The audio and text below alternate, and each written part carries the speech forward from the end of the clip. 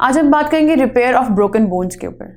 एक बोन में जब कोई ब्रेक या कोई क्रैक आता है ना, तो हम उसको फ्रैक्चर का नाम देते हैं।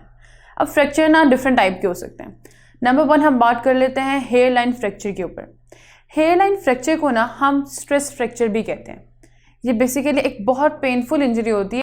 जैसे कि हम इस एक्सरे में देख सकते हैं कि हमारी जो फ्लेंजिस है ना, उसके अंदर हमारे एक माइनर सा ना डिसऑर्डर नज़र आ रहा है, माइनर सा एक फ्रैक्चर नज़र आ रहा है कि बोन ना थोड़ी सी डिस्टर्ब होगी, अपनी लोकेशन से डीलोकेट हो गई है।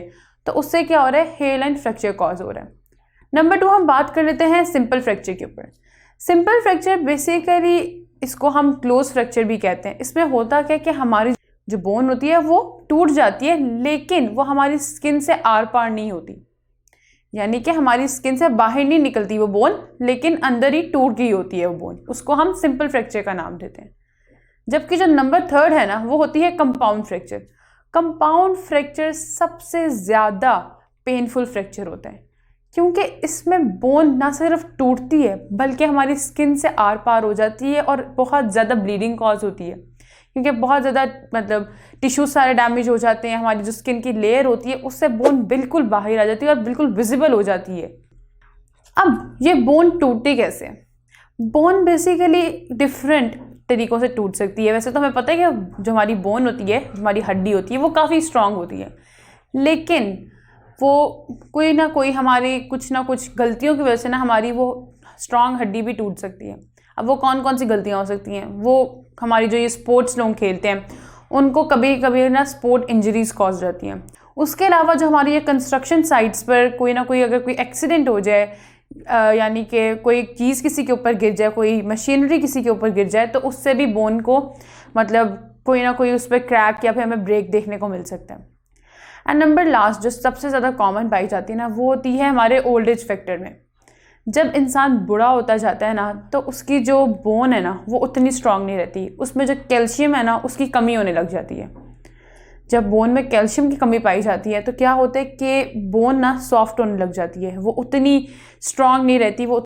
अब उसके साथ साथ ये फ्रैक्चर ट्रीट किस तरह हो सकते हैं?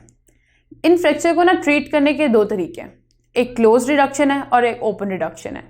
क्लोज रिडक्शन में क्या होता है कि हम ना या तो जिस जगह पे हमारी फ्रैक्चर हुआ होता है, हम वहाँ प्लास्टर ऑफ पेरिस का ना वो चढ़ा लेते हैं, एक मास्क टाइप ना चढ़वा लेते हैं डॉक्टर के पास से। दूसरी तरफ ये है कि हम फिजियोथेरेपिस्ट के पास जाएं, वो हमारी हाथ की थेरेपी करे। लेट्स सपोज अगर हमारे हाथ का फ्रैक्चर हुआ है तो वो क्या करेगा, वो कोशिश करेगा किसी एक्सरसाइज के ज़रिए ना हमारी उस बोन को, किसी ना मालिश के ज़रिए हमारी उस बोन को वापस से उसकी असली पोजीशन पे अलाइन कर दे। जबकि जो दूसरा ट्रीटमेंट है वो है ओपन रिडक्शन। ओपन रिडक्शन यानी सर्जिकल प्रोसेस। इसमें पिन्स और वायर के ज़रिए ना क्या करेंगे, वो बोन को उसकी वापस ही जगह पे ना रीलोकेट करेंगे, और ताकि वो नेचुरली फिर ग्रो कर सके। अब होता ये जो सारा प्रोसेस है ना, इसको हील होने में ना 8 से 12 वीक्स लग जाते हैं। लेकिन ये जो हीलिंग प्रोसेस है ना, ये हर इंसान की बोन टू बोन और किस तरह बोन टूटी है उस सब पर बहुत ज़्यादा डिपेंडेंट होता है। अब बोन ना रिपेयर किस तरह होती है?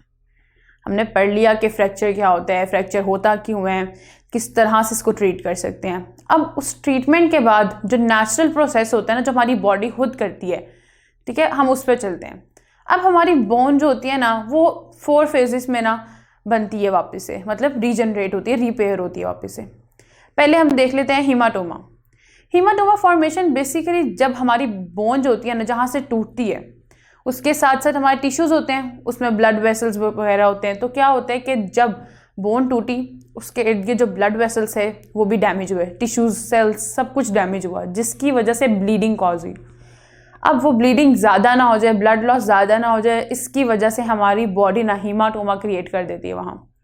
हीमाटोमा बेसिकली ना ब्लड क्लॉट होता है, ब्लड को रोक देना कि वो वापस और ब्लीड ना कर सके। इसके बाद जब हीमाटोमा की फॉर्मेशन हो जाती है ना, तो टिश्यू, जो वहाँ का टिश्यू होता है ना जहाँ पे फ्रैक्चर हुआ होता है, वो स्वेल करने लग जाता है और ना पेशेंट को थोड़ी सी पेन भी फील होती है। नंबर 2 आ जाता है सॉफ्ट कैलस फॉर्मेशन। अब होता क्या कि जहाँ वो हीमाटोमा बना था ना, वहाँ पर नई कैपिलरीज ग्रो करने लग जाएंगी और वो जो हीमाटोमा था उसको वहाँ से क्लियर आउट कर देंगी। और जो ये बेसिक फंक्शन हमारा सॉफ्ट कैलस का ना हमारे फिब्रोब्लास्ट और हमारे ऑस्टियोब्लास्ट कंस्ट्रक्ट करवाते हैं। उसके साथ साथ जो ये सारा प्रोसेस है ना सॉफ्ट कैलस का, ये 2 से 3 वीक्स का होता है। अब नंबर 3 हम बात कर लेते हैं बोनी कैलस की फॉर्मेशन के ऊपर। ये जो ऑस्टियोब्लास्ट और ऑस्टियोक्लास्ट जिन्होंने हमारा सॉफ्ट कैलस में कन्वर्ट कराया था, अब वही फर्दर बोनी कैलस में हमें कन्वर्ट करवा देंगे हमारी उस बोन को। अब बोन फॉर्मेशन को ना बेसिकली हमारी इंजरी के बाद ना 3 to 4 वीक्स बाद हमारी वो जो फ्रैक्चर साइट होती है ना, वहाँ पे बोन फॉर्मेशन स्टार्ट होती है और ये मैक्सिमम 2 to 3 मंथ्स ले सकती है। नंबर लास्ट हम बात कर लेते हैं रिमॉडलिंग की।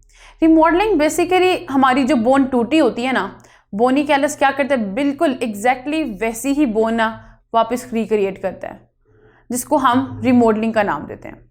सो ये सारा प्रोसेस था कि किस तरह हमारी जो बोन है वो टूटती है, रिपेयर होती है, कौन कौन से फ्रैक्चर होते हैं, कौन कौन से उनके ट्रीटमेंट हैं। तो यहाँ ही हमारा ये रिपेयरिंग ऑफ बोन एंड होता है। बाकी हम पढ़ेंगे नेक्स्ट लेक्चर में।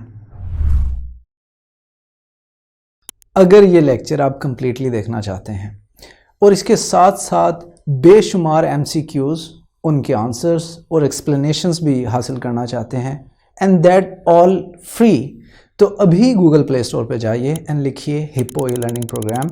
हमारी ऐप डाउनलोड कीजिए, ना सिर्फ इसे खुद यूज़ कीजिए बल्कि अपने दोस्त एंड क्लास फेलोज़ को भी रेकमेंड कीजिए।